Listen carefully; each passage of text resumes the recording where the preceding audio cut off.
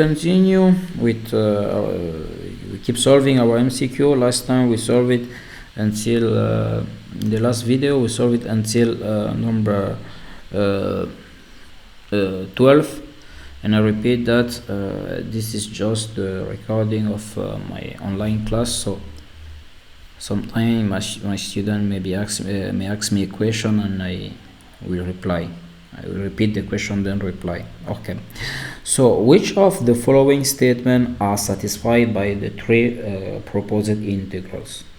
So you have three integrals that are the following, that are these three integrals here, and you are asked which of the following property are satisfied by the three integrals. So they can all be integrated by substitution. I tell you that it's false because this integral here, okay, is usually one can compute it only numerically. Okay, is that clear?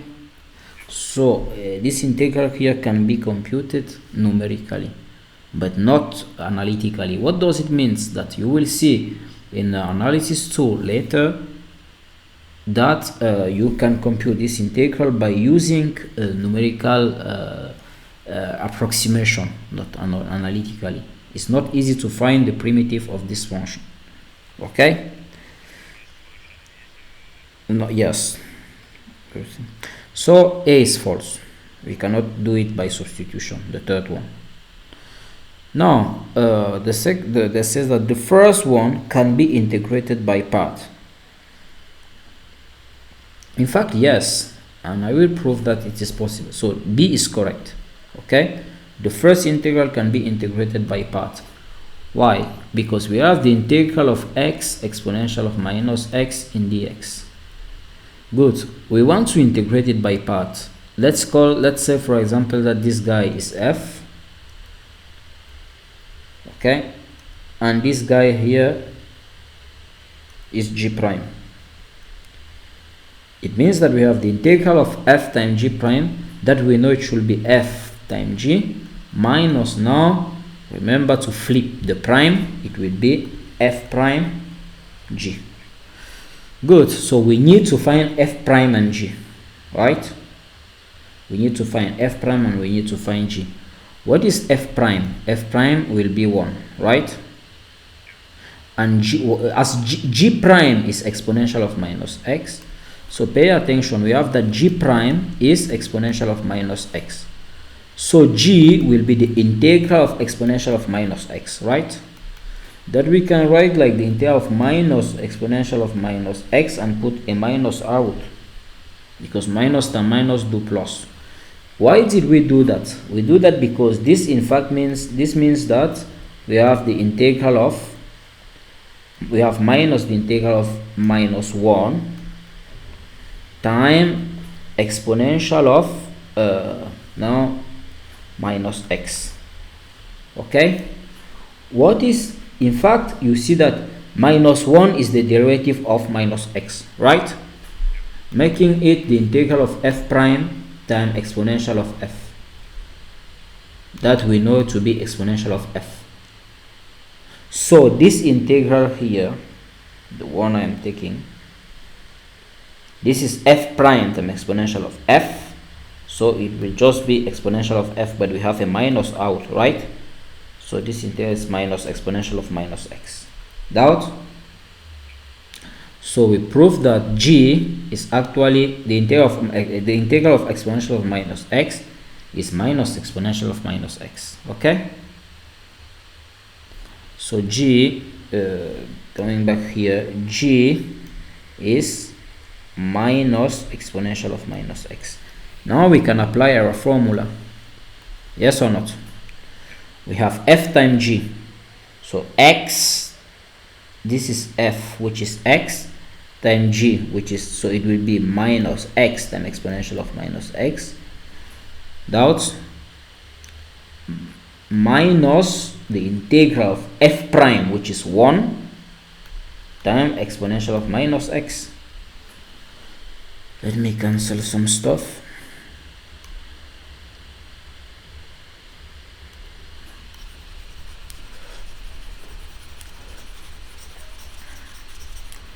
What do you observe? You observe that we move it from a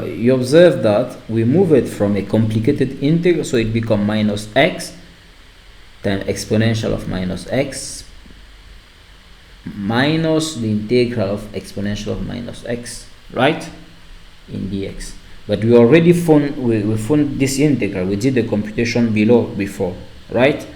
So it will be minus x exponential of minus x. Yes. Okay, let me write it step by step. Maybe somebody will not understand it if I write it directly. So it will be minus, but we know this integral is minus exponential of x that we did before, so give minus x exponential. What is important for us is that we saw that by using the integration by part we can find the first integral, so B is correct, right? Now, just to be more general, in general, anytime you have the integral of a polynomial, so like you have some p of x multiplied by exponential of another p of x, okay, probably, repeat, okay, probably you can find it, let's say, no, if this guy is just exponential of x or minus, let's say not another p of x. If you have exponential of, let's say, if this guy is x, or if you have the integral of some p of x multiplied by exponential of minus x, you can always do this by part. Is that clear? If you have the integral of some polynomial multiplied by exponential of x, or some polynomial multiplied by exponential of minus x, you can always do it by part. By, let's say, by repetitively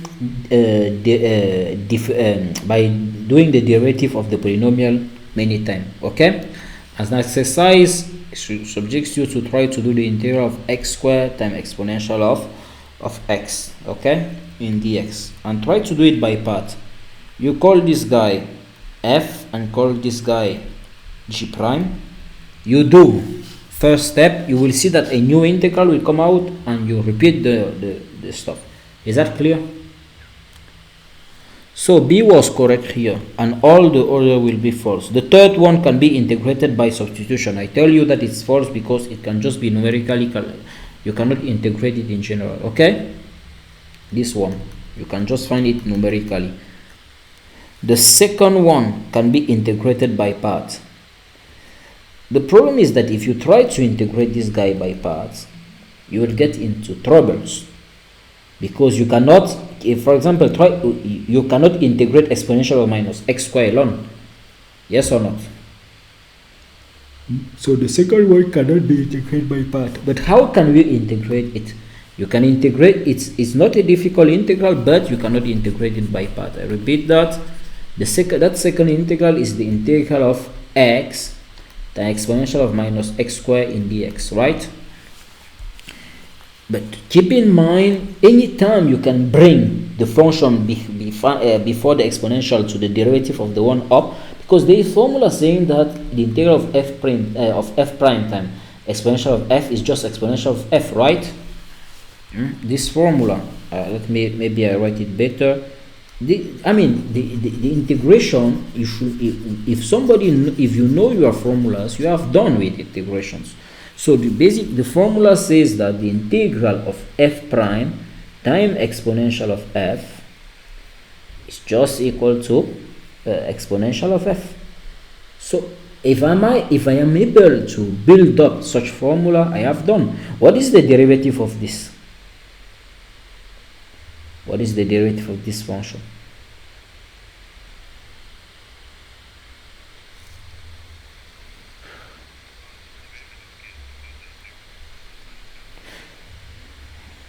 What? Minus 2? The derivative of this function is minus 2x, right? So if I put minus 2 out, minus 2 here, and I divide out with minus 1 over 2, I have done. because this will be this will be f prime times exponential of f. So this integral will give me minus 1 over 2 multiplied by the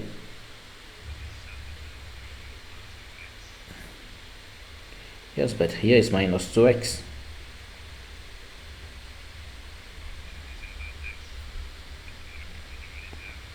In fact, x was already there. I just add the question of my student is that this x was already there, yes or not? Yes, the integral was the integral of x times exponential of the integral was this one.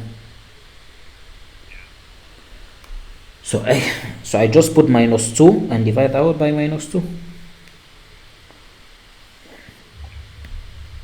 So this, I prove that this integral, we can compute it, but not with the integration by parts. Okay.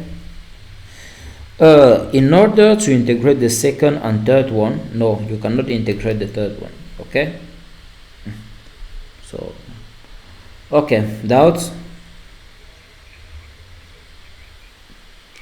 I am saying that you cannot do it analytically. Doing something analytically means that you cannot do it with the pen, with your pen, and you can do it with the computer. That's what I mean numerically.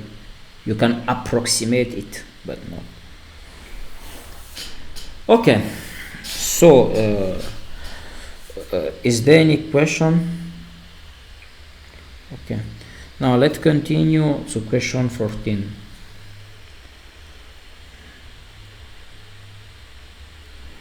Okay, nice. In 14 you are given this integral. So the integral of 1 over log square of x plus 2 log of x plus 1. So you have the integral of 1 over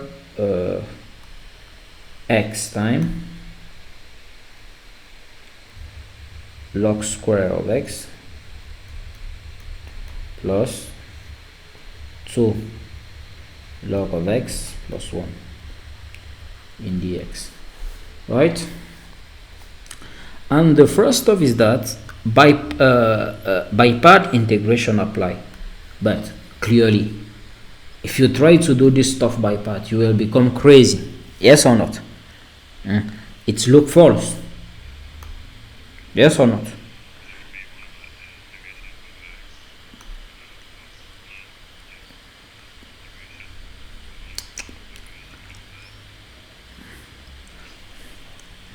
But the question is that is A correct? By part in the by part integration applied.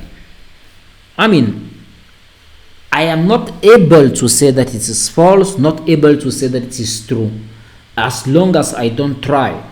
Okay, but I mean, trying something like this, what will you can, if you are if you don't believe that this will be difficult, you try to write the function like 1 over x, maybe multiply by 1 over a log dash dash dash dash doubts. I mean, this dash dash dash mean all this, but maybe you are able to do this integral, but are you able to manage this part? So that's why by part integration is probably impossible for this case. Is that clear? In B, there says that it is convenient the substitution log x equal to t. One can try to see if it is convenient. Okay, so let's try the substitution. Now we learn how to find and to compute an integral by using the substitution method.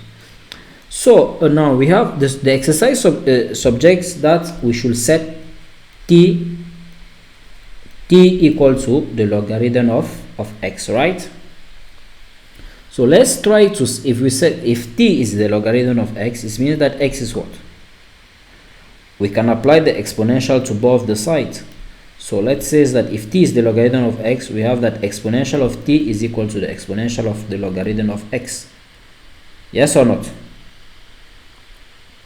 I apply the exponential to both the sides, so we get that exponential of t, exponential of logarithm of, let me write this better, probably somebody will not.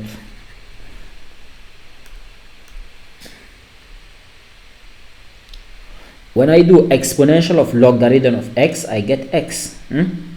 It's because the exponential of the logarithm of something is the same quantity. So this gives us that x is exponential of t, right? But now I know x, I can substitute x, right?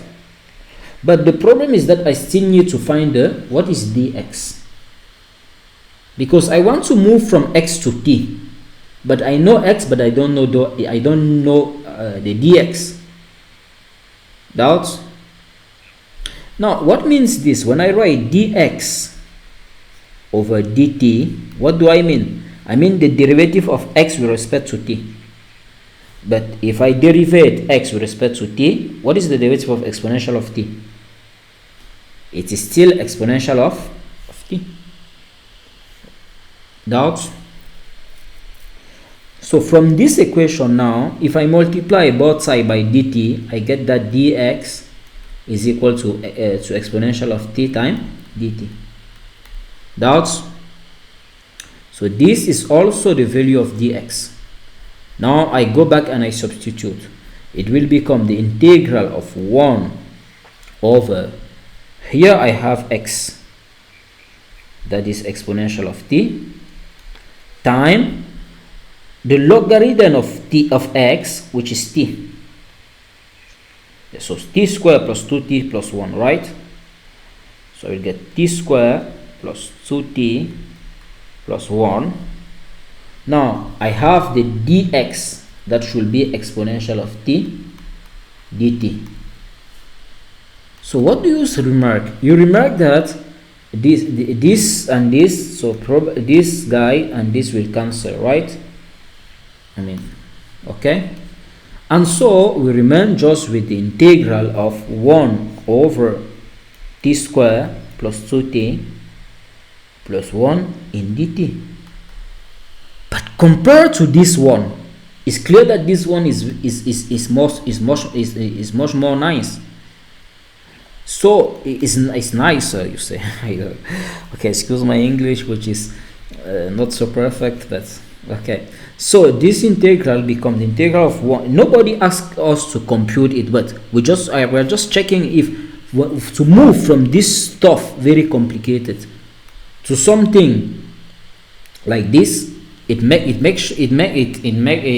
means that this substitution was convenient, yes or not? But furthermore, you can see that this stuff is actually t plus 1 all square, right, in dt. That this integral is actually the integral of 1 multiplied by t plus 1 to the power minus 2. Now you can see that it is actually the integral of, let me write, 1 multiplied by t plus 1, okay, to power minus 2. Now what do you see?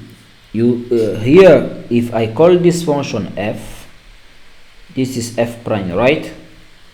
And this is minus 2. So it's the integral of f prime to f times power minus 2. That will be f to the power minus 2 plus 1 over minus 2 plus 1, right?